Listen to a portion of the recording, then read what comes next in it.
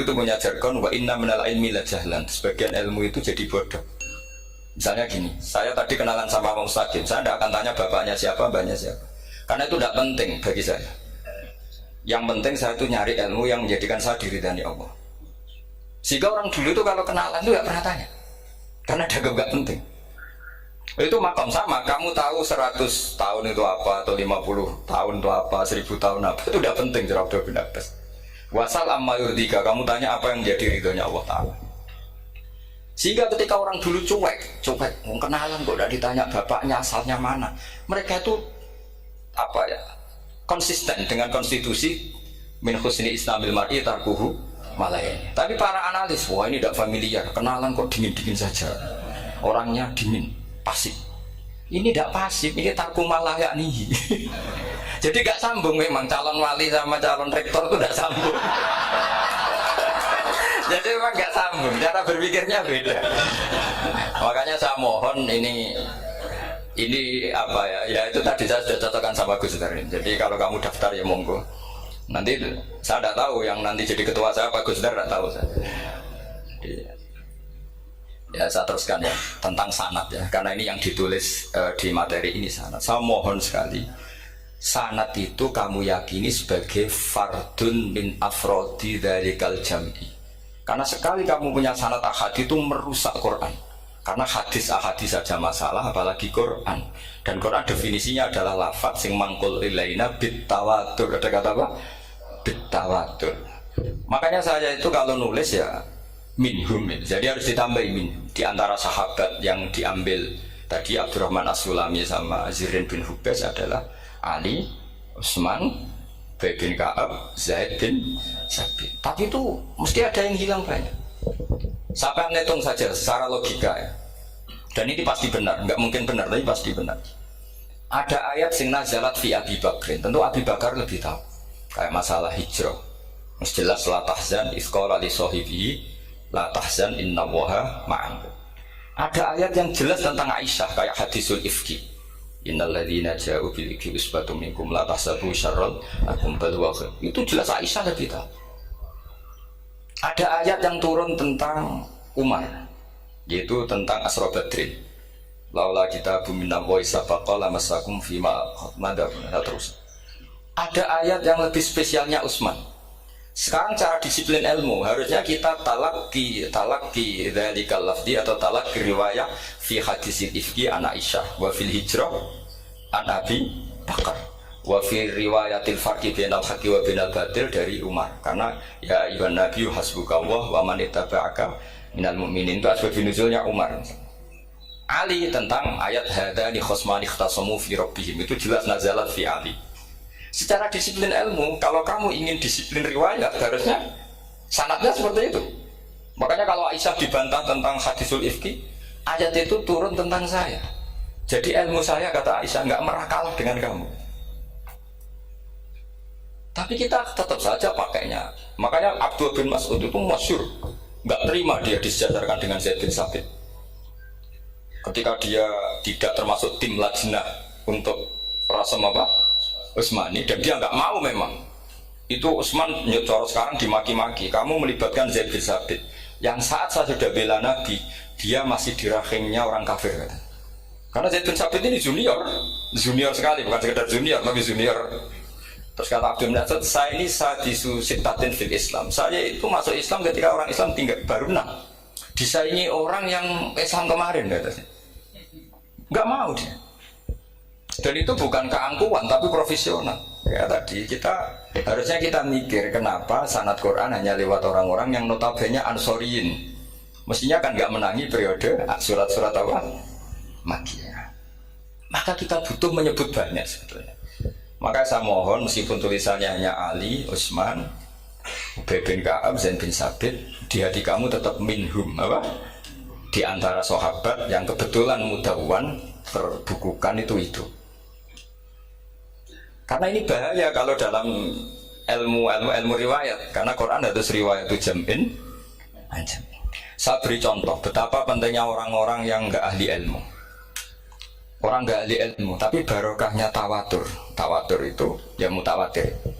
Meskipun harus lewat mungkin tegirnya medsos atau TV atau mubalek atau orang nggak jelas-jelas, nggak apa-apa. Sementing ila darajatit tawatur.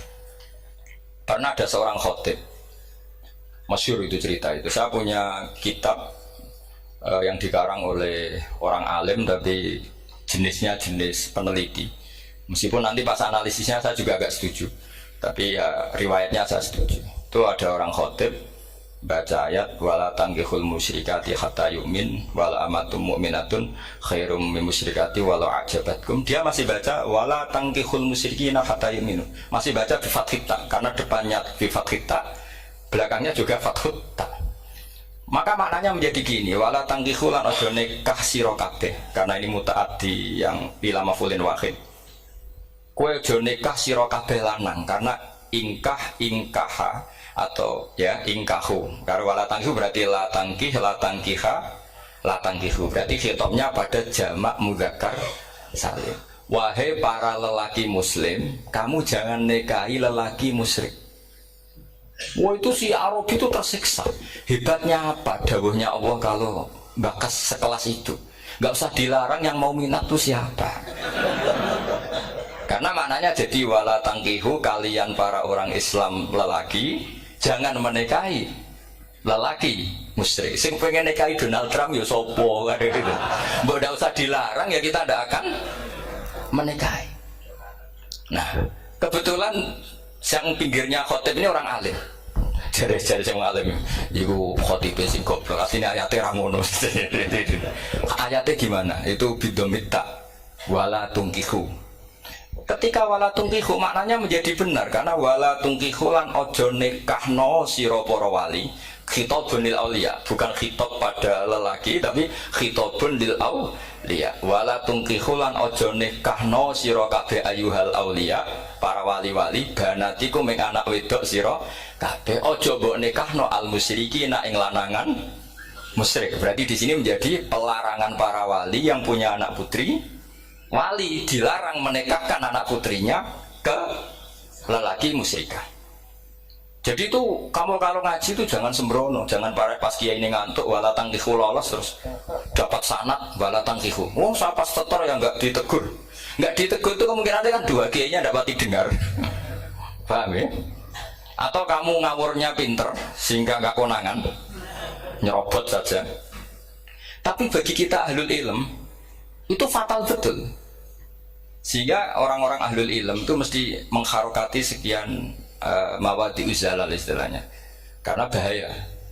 Jadi ya, saya ulang lagi ya, mestinya bacanya wala tangkihul musyrikati hatta yu'min bi fathit ta. Itu betul, wala tangkihul lan ojo nikah sira kabeh lanang Islam ke ojo nikah al musyrikati ing wadon perempuan musyrikah. Tapi kalau yang kedua harus dibaca bidomit ta wala tangkihu lan ojo nikahno sira kabeh para wali ai banatikum maful bih awal dibuang ing anak wedok sira kabeh ojo mbok nikahno al musyrikin. Tapi sekali dibaca wala tangkihu maka kualitas maknanya itu besar terjadi. Wahai para lelaki mukmin jangan nikahi lelaki musyrik. Makanya si Bedui ini tanya, apa betul itu kalamu? Iya. Masa Allah ngendikan sekacau itu? Kecewa dia, masa ada ayat Quran yang dipuji-puji Jamiul Kalim kemudian kualitasnya seperti itu. Jadi wong alime yo khotib sing goblok ora ngono. Artinya apa? Ketika Quran dibaca secara salah, entah makhrajnya, entah halafatnya atau harokatnya, ini Arabi saja tahu. Karena Arabi pun punya adzauqus salim. Karena adzauqus salim tidak didominasi para mukri atau para kiai atau para ahli Quran. Orang yang salimatuz dzauq juga bisa. Sehingga pernah ada seorang khotib juga, ini cerita-cerita Bedui. Orang khotib pidato khutbah, fawarabbis sama'i wal ardi innahu lahaqqum mislama annakum tantikun. Demi itu hanya langit dan bumi, bahwa apa yang dijanjikan Allah pasti terjadi. Lahaqqun itu maknanya terjadi. Itu si Arabi tadi langsung tanya ke khotib, Pak khotib, man dalladzi akhdabal jalil hatta al-jahu ilal yamin. Siapa yang bikin Allah murka sehingga Allah terpaksa sumpah? Mana orangnya? Karena kalau dalam tradisi balaghah sumpah itu sudah tersinggung. Misalnya saya punya utang sama Gus Dar ditagih hari ini, hari Selasa. Gus utangnya bayar. Paling saya bilang, nggih Gus esuk. Ketika sesuk ditagih lagi, nanti kemis ditagih lagi. Kalau saya mulai tersinggung pasti wawahi. Jadi orang kalau sampai sumpah itu bukti apa? Tersinggung. Karena kalau dalam balaghah disebut kalau mukhatab tuh khaliyadz dzihni tidak usah taukid. Tapi kalau mulai mutaraddid agak ragu dikasih taukid. Kalau banget nggak percaya nih dikasih sumpah. Itu mesti terusannya duga. Itu kaidah tuh, nggak bisa nggak. Karena al-yamin atau al-qasam itu ya dulu alal ghadab. Makanya langsung si Arab kita ditanya, "Mangdalladzi akhdabal jalila hatta al-jawil al-yamin?" Siapa yang bikin Allah tersinggung sampai Allah terpaksa sumpah? Ini dzauqul Arabi, dzauqul Badawi, orang yang sangat betul. Karena Quran mutawatir, mutawatir lafdzan wa dzauqan wa balaghatan wa nahwiyan dan sebagainya. Sehingga sebelum ada Imam Nafi', ini saya cerita khasnya ahli Quran. Karena bapak saya, buyut-buyut saya itu hafal Quran. Dulu ketika bapak saya, tadi Mbah Munawir sampai berapa? 98% ya. Yang hafal Quran era anak tadi. Era anak itu 98%. Ya, kita jenengan tadi. Jadi, dulu bapak saya nasihati saya soal hafal Quran itu lucu. Nasihatnya gini dok. Aku hafal Quran, mbahmu, buyutmu hafal Quran. Yes, ojo kepaten obor. Nak kue rapal itu sebenarnya alasannya anakmu rapal gampang, mau bapak ya rapal. Putu lu gampang meneh, mau bapak mbah ya rapal. Maka anak wong alim rapal Quran atau orang alim, kriminal pertama yang menjadi sunnatan mutabak. Karena itu mau melegalkan anaknya punya alasan kan. Coba kamu alim, terus anak kamu udah alim, terus kamu, coba kudu alim kok mbahmu. Lah bapak gimana bapak? Kan pusing kan. Jadi sebetulnya zuriya ada alim itu mesti salah ini, salah pas depannya ini. Dan makanya saya itu tak angen-angen bener bapak saya. Bapak saya itu ya akrab sama Gus Najib, sering semaan bareng. Jadi misalnya bapak saya ada hafal Quran, coba mau pede nasihati saya suruh hafal gimana alasannya? Kan nggak punya alasan. Jadi cara bapak pokoknya Joko Paten obor. Ya, kalau orang kuno mana nih Joko Paten obor. Saya beri sekian contoh. Sebelum Imam Nafi' itu ada, Imam Nafi' itu periode tabi'in, gila tabi'in, karena Imam Nafi' itu paling senior. Nafi' itu punya guru namanya Ja'far Al-Qari. Setelah itu sudah sahabat. Makanya Imam Mujahid itu disalahkan orang banyak ketika memasukkan Imam Kisai. Sebenarnya Imam Kisai sama Hamzah itu pernah lama gak ada sebagai qurra sab'ah. Makanya kata kitab-kitab besar itu nak ngeritik Ibnu Mujahid itu musabbih sab'ah. Dia adalah orang yang menentukan ulama sab'ah. Itu keliru katanya, kata ulama-ulama lain.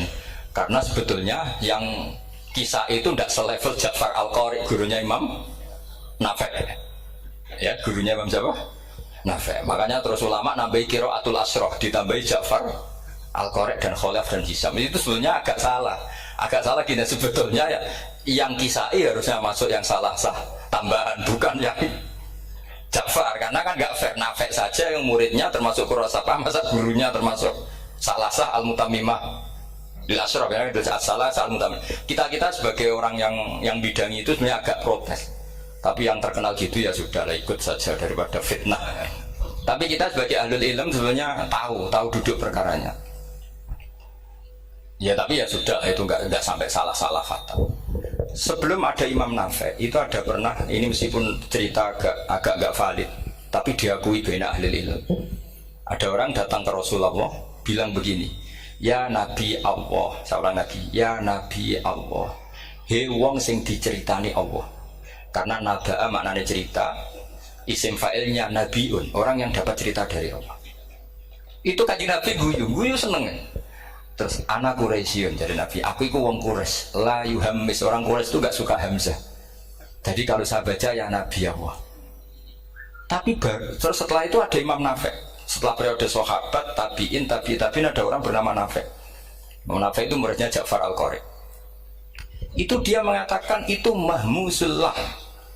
Coba kita kalau baca coba amma yatasa'alun, coba anin nabail azim. Berarti naba apa? Mahmusullah.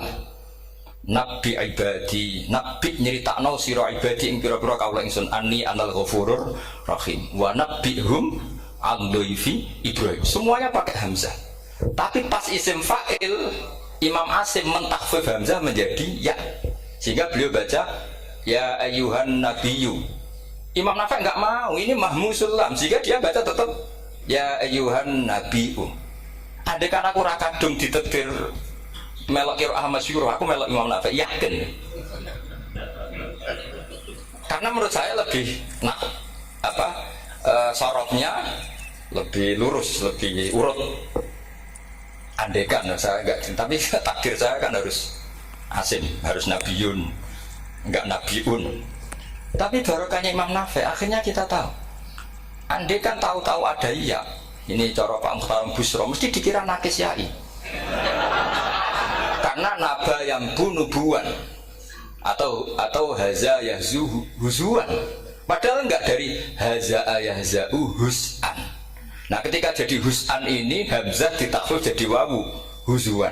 Maka dikira asapa huzuan hus'an huzu'an. Sama kafa yakfa'u kuf'an. Tapi Imam Asim bacanya kufuan. Itu kan aneh lu, ini mahmus kok diganti. Wow. Nah kamu tidak tahu anehnya karena nggak nekuni itu. Mengapa lawe sangel kok mikir ngono barang itu. Nah, sementing wayu semaan wis ribet.